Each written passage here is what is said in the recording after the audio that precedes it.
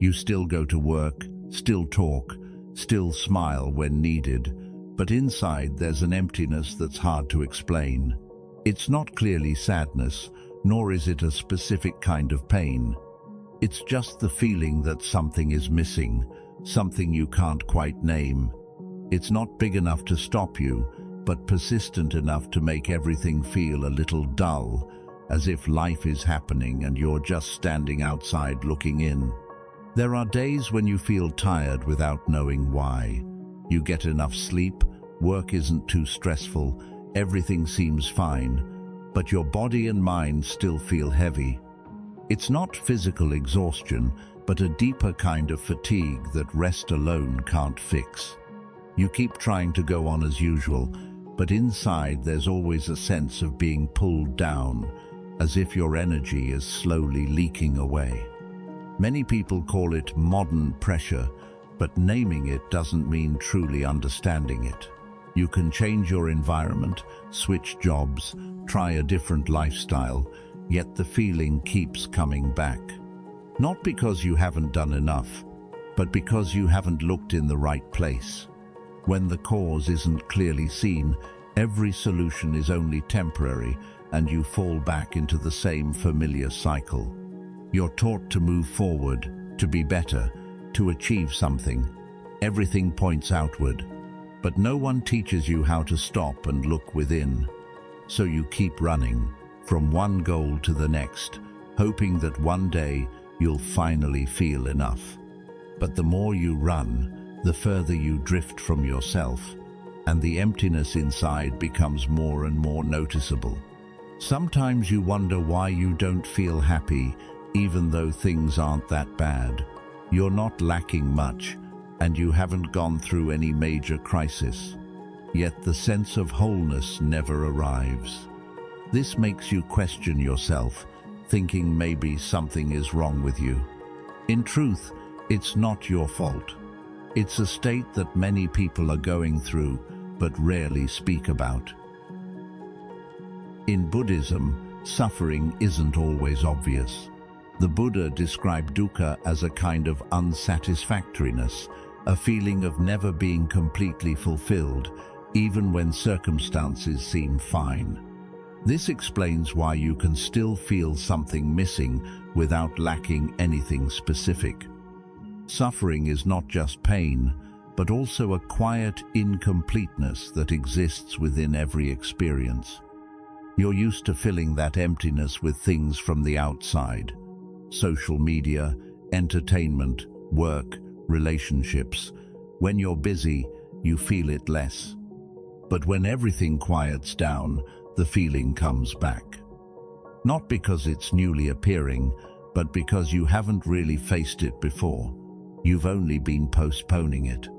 Sometimes you think you just need to try a little harder, do better, achieve more, and everything will be okay. But reality isn't that simple. You can reach what you want, yet the emptiness remains. That's what confuses you. You've done everything you were told to do, but the result isn't what you expected. This feeling isn't loud, so it's easy to ignore. It doesn't break you down, it just slowly disconnects you from yourself. You're still living, but not truly feeling life. Everything becomes mechanical, repetitive, lacking depth. You react more out of habit than from real awareness of what you're experiencing. The Buddha once taught, "The mind leads all things." When you don't clearly understand your own mind, you're led by states you don't even recognize. This emptiness doesn't come from the outside, but from the way you experience the world.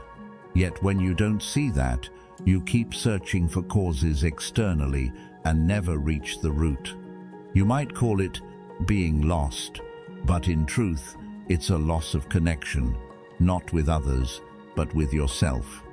You're no longer clear about what you're feeling, what you need, or what truly matters.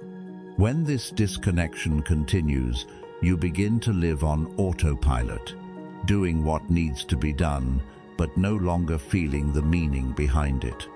Many people think changing the environment is enough. going somewhere new, starting over, creating a different version of yourself.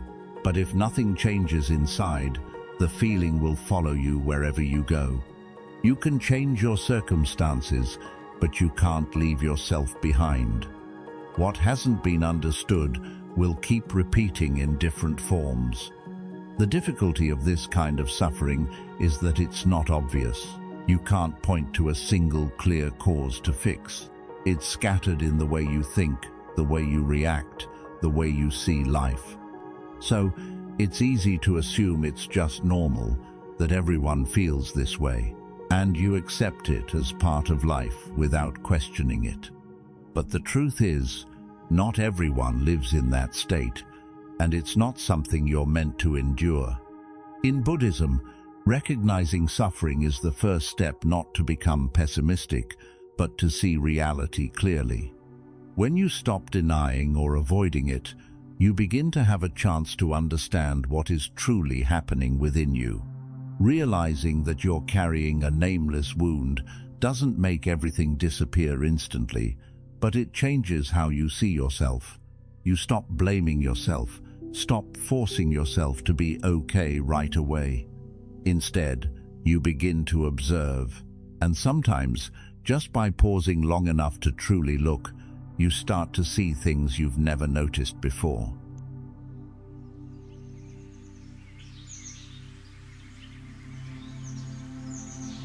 You no longer recognize that you're in pain. That heaviness has been there for so long that it's become your default state. You wake up, work, talk, live like everyone else, and assume this is normal. Nothing feels particularly bad, but nothing truly feels light either. You don't question it, because you're used to carrying it with you every day.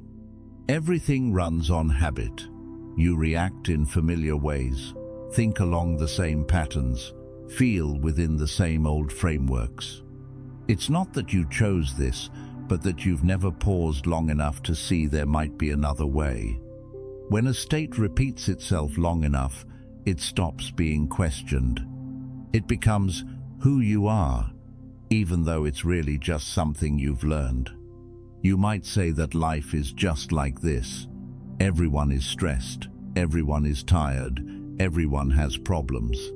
Comparison makes your state feel reasonable.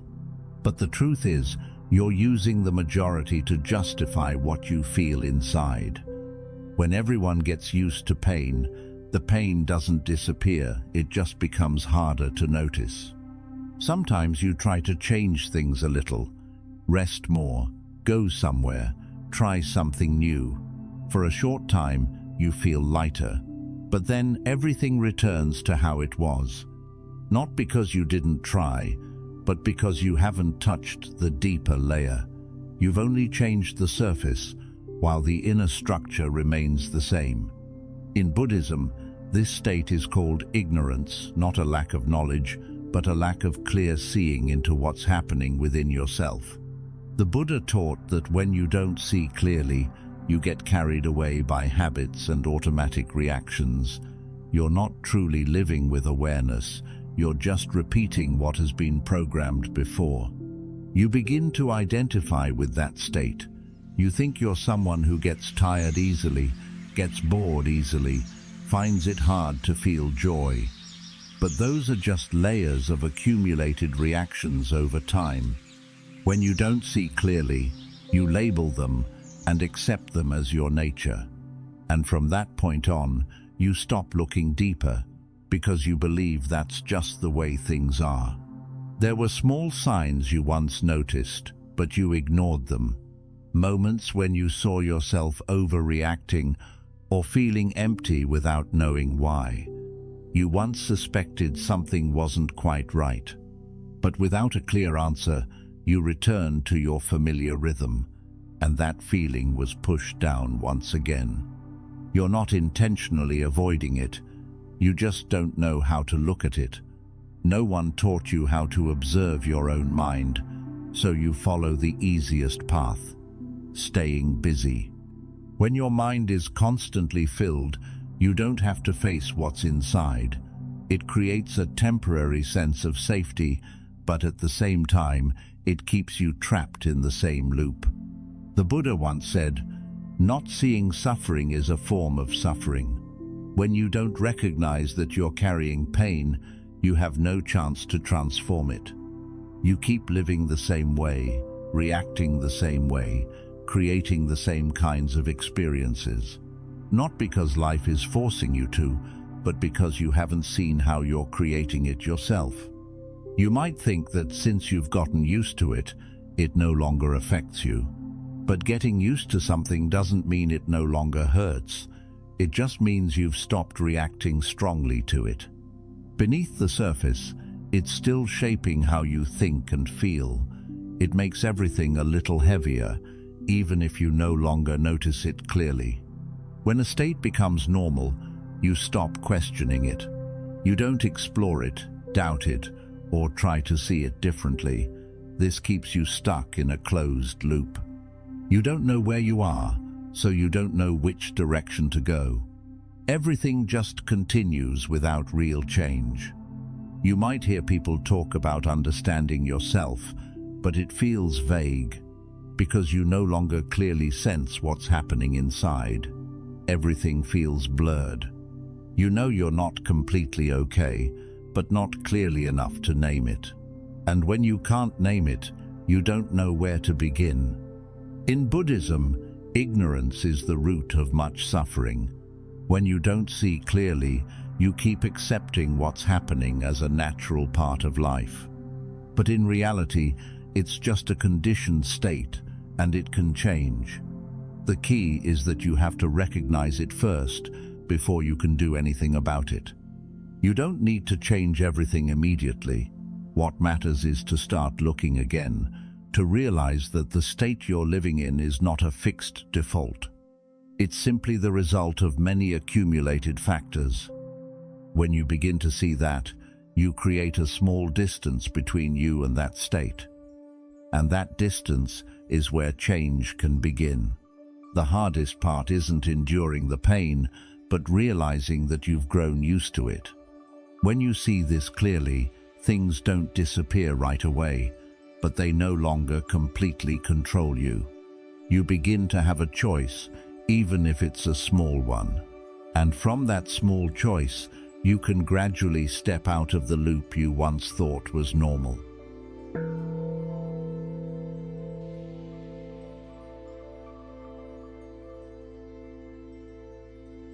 You think you're weak because you can't control your emotions. You see others as more stable, more rational, and you conclude that you're somehow less than them. But that's not accurate. Your reactions don't just appear out of nowhere.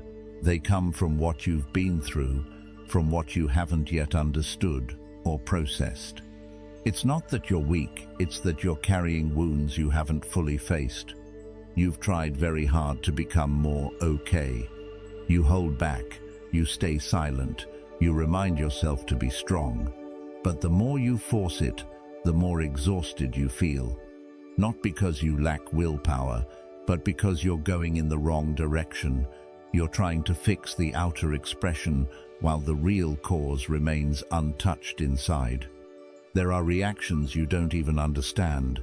Something small can leave you feeling unsettled for a long time. You wonder why you're like this. You think you're overreacting. But in reality, that reaction doesn't come only from the present moment. It's built from many past experiences that were never processed, only stored away. You've gotten used to blaming yourself. When your emotions feel out of control, you turn inward and make it your fault. You think you need to be more mature, more in control. But this perspective makes you miss something important. Emotions are not something to suppress, but something to understand. Without understanding, you'll keep repeating the same cycle of reactions. The Buddha taught that all phenomena arise from causes and conditions. What you're feeling isn't random. It has causes, it has conditions. When you don't see that chain, you only look at the result and judge yourself. But if you look deeper, you'll see that your emotions make sense within the context of what you've experienced. You weren't born with this heaviness. It formed over time, through experiences, through the ways you learned to respond, through things that were never explained to you. When it all accumulates, it becomes part of how you live. But that doesn't mean it's your true nature. You may have gotten used to pushing through. You think that if you just try a little harder, you'll be okay. But the more you push, the more it feels like you're fighting against yourself. This isn't because you're wrong, it's because you're going against what inside you is asking to be seen. You're ignoring your own signals. There are times you feel exhausted without knowing why. Not because you're doing too much, but because you're carrying too much inside that hasn't been released. You don't see it, but it still drains your energy every day. When it's not addressed, it continues to exist and shape your experiences. You might think that if you were stronger, everything would be easier. But strength doesn't mean feeling nothing. In Buddhism, clearly recognizing your emotions is what matters. The Buddha didn't teach people to become numb, but to see clearly what is happening in the mind without being swept away by it. You don't need to become a different version of yourself to be okay. You need to understand the version you are right now. When you stop trying to fix everything immediately and start observing, you'll begin to notice things you once overlooked. Your reactions, your emotions, your repeated patterns of thought. They're all trying to tell you something you've never really listened to. You've gotten used to ignoring what's inside because you don't know what to do with it. No one taught you how to sit with your emotions and face them directly, so you chose to keep going. But not looking at it doesn't make it disappear. It only takes you further away from yourself. The Buddha once said, "Understanding is the beginning of transformation." When you start to see that you're not weak, but simply influenced by things you haven't yet understood, your perspective shifts. You stop fighting yourself the way you used to. And when you stop resisting, you create space to see more clearly what is truly happening. You don't need to solve everything right away. What matters is that you stop judging yourself. When you stop seeing yourself as the problem, you begin to see where the real issue lies. Not in who you are, but in what you're carrying that has never been clearly processed. There is a deeper cause behind all these reactions. It's not on the surface you're looking at. If you only focus on your current behavior and emotions, you'll always feel like something is wrong with you. But if you go deeper, you'll begin to see that everything has its own logic, even if you've never noticed it before. When you start looking in that direction, you're no longer trapped in the question, "Why am I like this?" in a negative way. Instead, you shift to a different question. What has led to this state? And from that question, a new path begins to open, one where understanding yourself becomes the first step toward change.